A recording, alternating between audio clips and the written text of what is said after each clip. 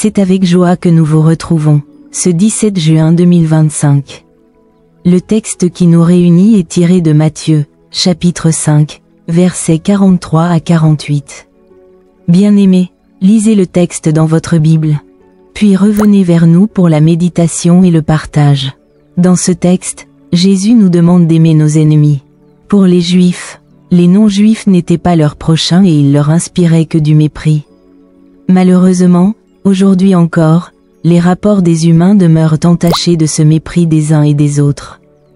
Soit à cause de la couleur de la peau, ou simplement en raison de la position sociale. À travers ces remarques, Jésus veut nous enseigner que toute personne dans le besoin est notre prochain.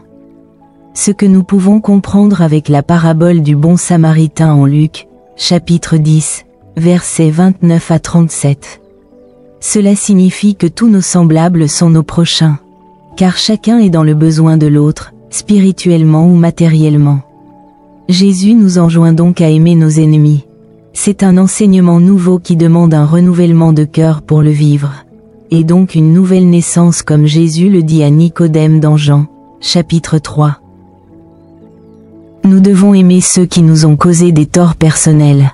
En d'autres termes, Jésus nous demande de haïr le péché, mais d'aimer le pécheur. Car ce dernier est encore dans l'ignorance de la grâce de Dieu. Prions et faisons du bien à ceux qui nous persécutent, nous font du tort ou nous haïssent.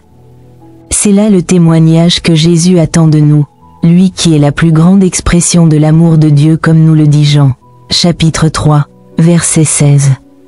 Pour obéir à un tel commandement, celui d'aimer ses ennemis, nous avons besoin de l'aide du Saint-Esprit, à l'exemple d'Étienne dans Actes des Apôtres, chapitre 7, verset 59. De plus, aimer nos ennemis devient pour nous chrétiens un ordre que Jésus nous donne, si nous voulons être parfaits comme le Père l'est. En effet, dans ce passage, Jésus nous avertit que si nous n'aimons pas nos ennemis, nous ne valons pas mieux que les gens du monde. Voilà ce que le Seigneur nous a mis à cœur de partager avec vous, chers lecteurs. À vous de continuer d'explorer le texte. Dieu vous enrichira à tous égards.